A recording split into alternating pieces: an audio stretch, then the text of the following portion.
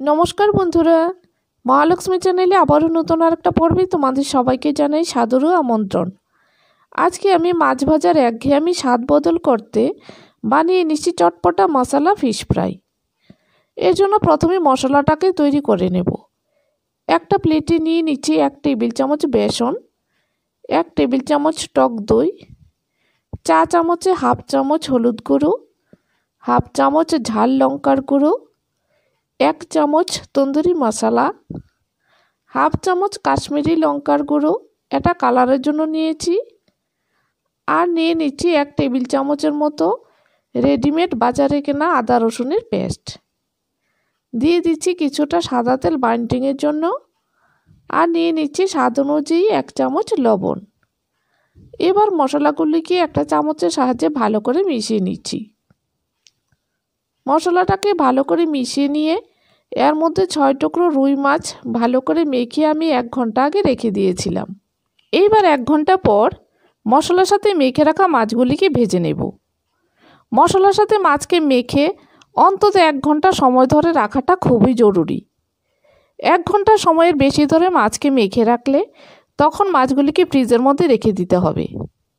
মাছগুলি ভাজার জন্য প্যানের মধ্যে দিয়ে দিচ্ছি কিছুটা সাদা তেল। 2 টেবিল চামচের মতো সাদা তেল এখানে দিয়েছি। তেলটাকে গরম করে নিয়ে এক পিস করে মশলা সমেত মাছ প্যানের মধ্যে দিয়ে দিচ্ছি।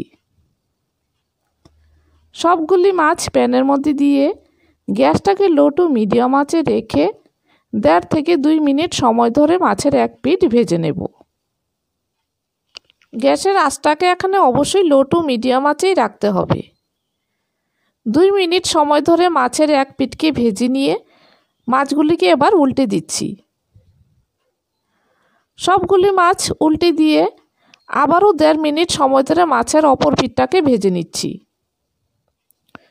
মশলাটার মধ্যে যেহেতু দই মেশানো ছিল সেই জন্য মশলাটা খুব তাড়াতাড়ি পুড়ে যাবে। 1.5 মিনিট পর আবারও মাছগুলিকে উল্টে দিচ্ছি। এইভাবে উল্টে দিয়ে মাছের উপরে যখন মশলাটা একটু পুরো দাগ লেগে আসছে তখন মাছ ভাজাগুলো নামিয়ে নিচ্ছি।